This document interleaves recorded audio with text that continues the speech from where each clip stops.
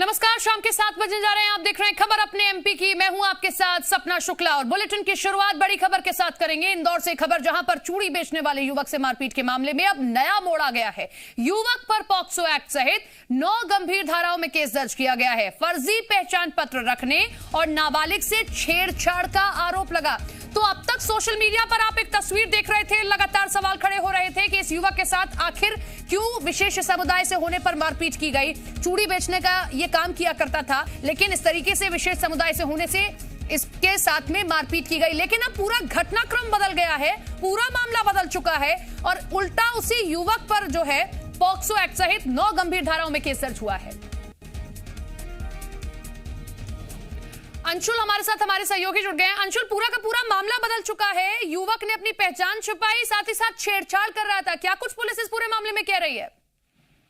जी बिल्कुल सपना, आपको बता दूं कि पुलिस ने बांगा थाने में जिस युवक पर प्रकरण दर्ज किया है, उस एफआईआर में भी यह बात दर्ज की गई है कि आरोपी जो है युवक गोलू उर्फ तस्लीम के खिलाफ ये पूरा मामला दर्ज किया गया। जिससे एक बात तो साफ हो गई है कि युवक जो है गोलू बनकर इलाके में घूम रहा था, जबकि उसका नाम तस्लीम है। और पुलिस ने भी ये बात कही है कि लगभग 3 आधार कार्ड जो है अलग अलग नाम के युवक के पास से मिले हैं। और लगातार यह आरोप पहले से ही लगाए जा रहे थे कि इस आसपास के इलाके में जब युवक पहुंचा था चूड़ी बेचने के लिए, तभी उसने छेड़छाड़ की घटना को अंजाम दिया था और उसके बाद क्रिया के विपरीत यह पूरी प्रतिक्रिया हुई थी। और इसी को लेकर अब प्रकरण भी दर्ज जो है बांगा थाने में किया गया है। वहां पर प्रकरण दर्ज किया गया और उस पर लगभग 9 धाराएं लगाई, जिसमें पॉक्सो एक्ट की धारा भी जो है वो युवक पर लगाई गई है। जिससे साफ होता है कि एक 9वीं कक्षा की जो बच्ची थी उसके साथ ही पूरी छेड़छाड़ की गई थी। और एफआईआर में भी इस बात का जिक्र किया गया है कि चूड़ी बेचने के बहाने युवक ने बच्ची के साथ छेड़खानी की कोशिश की थी और छेड़खानी के द्वारा शोर मचाने पर जब युवक भाग रहा था तभी लोगों के द्वारा उसे पकड़ा गया था और तभी उसकी जो है पिटाई की गई थी। तो कहीं ना कहीं पूरा मामला जो है अब बदल चुका है। यहाँ पर लगातार ये आरोप लगाए जा रहे थे कि युवक की पिटाई जो है वो की गई है, लेकिन अब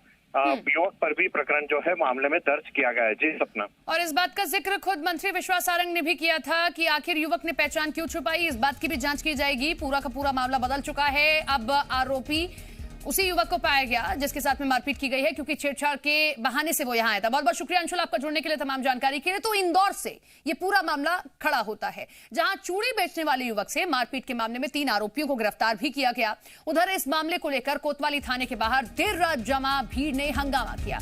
इस पर पुलिस ने 3 नामजद लोगों और 25 अज्ञात लोगों पर मामला दर्ज किया। प्रदेश के चिकित्सा शिक्षा मंत्री विश्वास सारंग ने युवक से मारपीट को गलत बताया। साथ ही कहा कि यह जांच का विषय है कि कोई शख्स नाम बदलकर क्यों यहां रह रहा है। 2 तस्वीरें आपके सामने। पहली तस्वीर, युवक से मारपीट की गई। हालांकि अब यह पूरा मामला बदलता हुआ दिखाई दे रहा है। इस युवक पर जिसके साथ मारपीट हुई है उस पर भी कार्रवाई की गई है। लेकिन इससे पहले सोशल मीडिया पर लगातार इस वीडियो को लेकर सवाल खड़े किए जा रहे थे कि आखिर क्यों विशेष धर्म से होने से इसके साथ मारपीट हुई। लेकिन अब पूरा मामला बदलता हुआ दिखाई दे रहा है। ये जो तस्वीर आप देख रहे हैं, ये थाने के बाहर किस तरीके से हंगामा किया गया, इसको लेकर भी मामला दर्ज किया गया। उस वीडियो से आरोपियों की पहचान कर ली है। उसमें से 3 आरोपी मुख्य रूप से हैं जो कि उसमें लीड रूप से मारते हुए उसको दिख रहे हैं। बाकी को प्रवोक कर रहे हैं कि इस पे जो है आकर के और मारपीट करें। इसमें आरोपी पे 294, 323, 506, 395 और दंगा करने की इन धाराओं पे मुकदमा दर्ज किया गया। कार्रवाई हुई है, परंतु हमें ये जरूर देखना पड़ेगा कि व्यक्ति नाम बदलकर क्यों रह रहा था। ये केवल किसी चूड़ी बेचने वाले की बात नहीं है, ये गंभीर मामला है। हम केवल पिटाई की बात को आगे बढ़ाकर यदि देखेंगे तो शायद किसी गंभीर मामले पर प्रशासन या सरकार सही निर्णय नहीं ले पाएगी। मेरा निवेदन है कि मुद्दा यह है कि उस व्यक्ति ने नाम क्यों बदला। सबसे पहले उस पर बातचीत होनी चाहिए, उसकी जांच होनी चाहिए।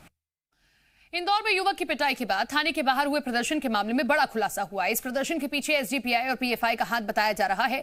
दरअसल बाणगंगा थाना क्षेत्र में एक चूड़ी वाले से मारपीट का मामला सामने आया था। इस मामले में 3 आरोपियों को गिरफ्तार किया जा चुका है। घटना के सामने आने के बाद सेंट्रल कोतवाली थाने के बाद लोगों ने हंगामा किया है। कलेक्टर के मुताबिक इस प्रदर्शन में एसडीपीआई और पीएफआई का हाथ होने की जानकारी मिल रही है। फिलहाल इस मामले में 3 नामजद समेत 28 लोगों के खिलाफ मुकदमा दर्ज किया गया है। कलेक्टर मनीष सिंह का कहना है कि बाणगंगा थाना क्षेत्र में हुई पिटाई के मामले में और सेंट्रल कोतवाली थाने के बाहर हंगामे के मामले में आरोपियों के खिलाफ सख्त कार्रवाई की जाएगी और दोषियों पर एनएसए भी लगाई जाएगी। जो भी ऐसा है जो शांति बिगाड़ेगा उसको हम लोग सख्त कार्रवाई करेंगे। कल की घटना भी हुई थी, उसमें भी एफआईआर हुई है। और दोषी भी आरोपी बनेंगे, जो भी कल की घटना थी। वो जो रात में 2 बजे तक हम लोगों ने मैनेज किया, वो भी बहुत आपत्तिजनक थे। उसमें भी कुछ SDPI PFI के लोगों का संलिप्तता आई है, उनके नाम हम लोग पास आ गए हैं। पुलिस से हमारी बात हुई है कि उनके खिलाफ भी FIR की जाए। PI और PFI पे बहुत बारीकी नज़र हम लोग रख रहे हैं, इंटेलिजेंस भी रख रहा है, इसमें पुलिस भी रख रही है।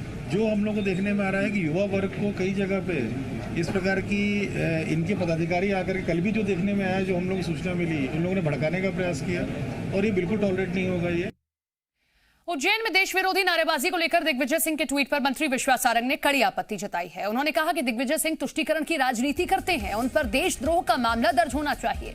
विश्वास सारंग ने कांग्रेस पर तालिबानी मानसिकता को बढ़ावा देने और देशद्रोहियों को संरक्षण देने का आरोप लगाया। साथ ही पार्टी आलाकमान से सवाल किया कि क्या दिग्विजय सिंह का बयान पार्टी का आधिकारिक बयान है और अगर ऐसा नहीं है तो उन्हें पार्टी से बाहर निकाला जाए। दिग्विजय सिंह ने ट्वीट कर उज्जैन में देश विरोधी नारेबाजी पर पुलिस की कार्रवाई पर सवाल उठाए थे। दिग्विजय सिंह के खिलाफ देशद्रोह का मुकदमा चलना चाहिए।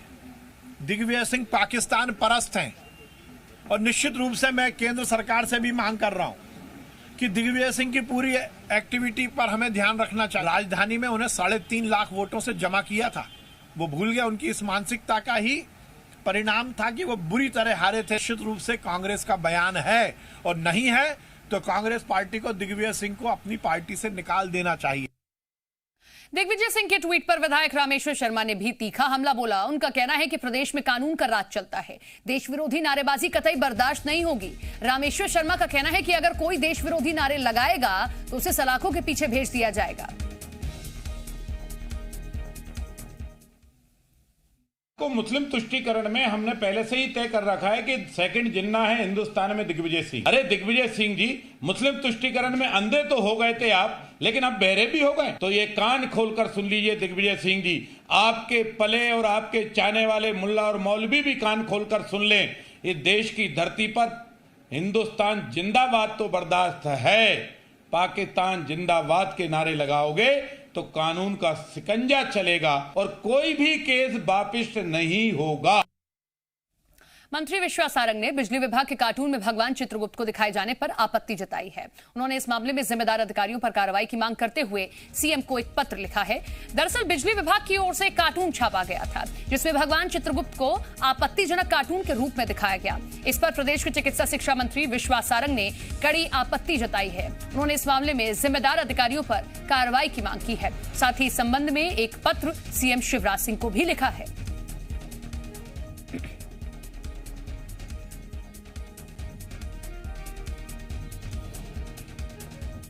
निश्चित रूप से बहुत आपत्तिजनक है। मैंने स्वयं ने लेटर लिखा है। इस तरह से किसी वर्ग की, किसी धर्म की भावनाओं को आघात पहुंचाना कहीं भी परमिसिबल नहीं है। और मैंने माननीय मुख्यमंत्री जी को, ऊर्जा मंत्री को स्वयं ये पत्र लिखा है कि जो लोग, वो कार्टून तो हटा लिया गया है परंतु उससे काम नहीं चलेगा। जिन्होंने ये हिमाकत की है उनके खिलाफ भी कार्रवाई होनी चाहिए।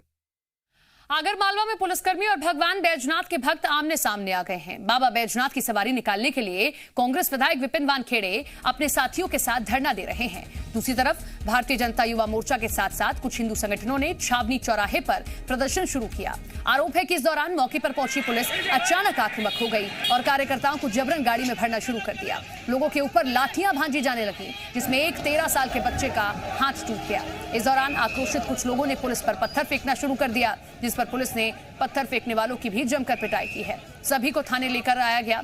कांग्रेस विधायक विपिन वानखेड़े को भी पुलिस से नलखेड़ा थाने लेकर गई। पुलिस की इस कार्रवाई का कांग्रेस विधायक विपिन वानखेड़े के साथ साथ बीजेपी कार्यकर्ताओं ने भी विरोध किया है।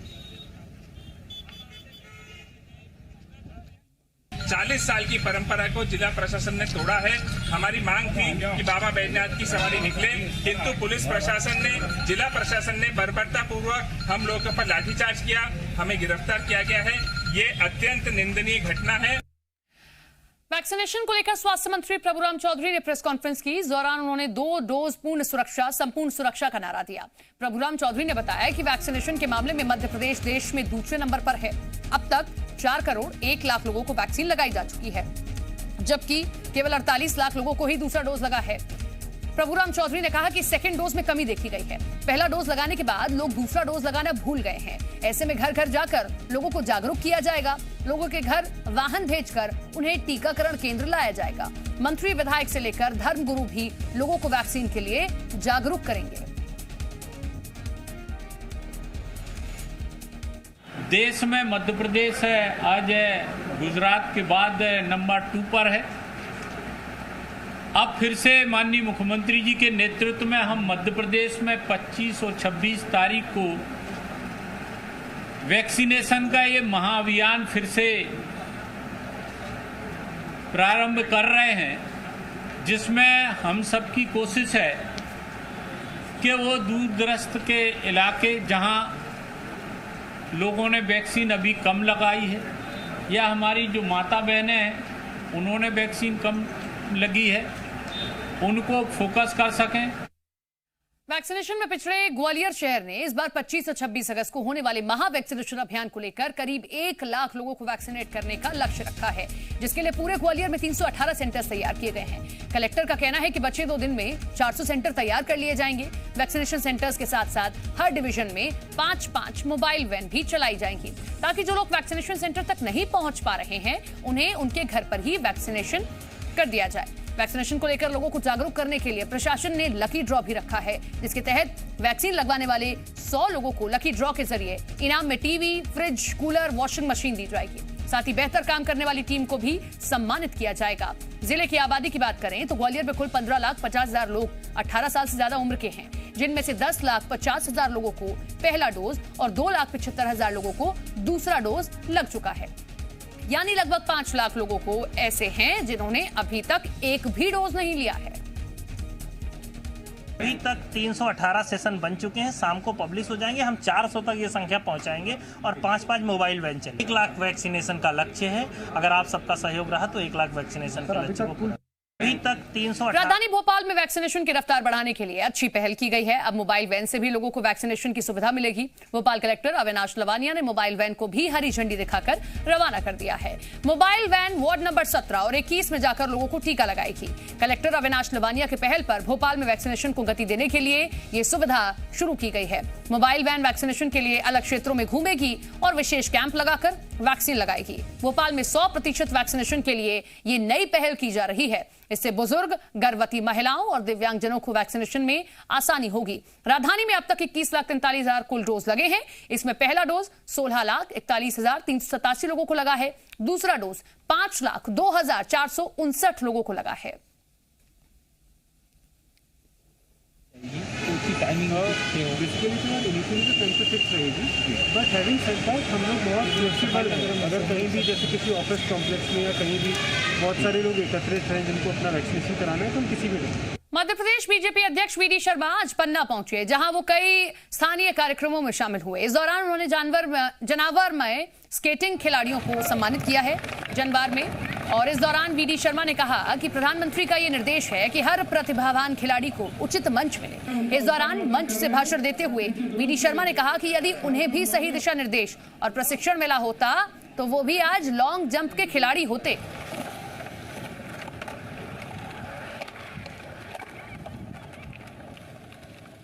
बिल्कुल गरीब घर के बच्चे हैं, लेकिन खेल के प्रति उनकी बहुत एक संकल्प है, दृढ़ इच्छा शक्ति है।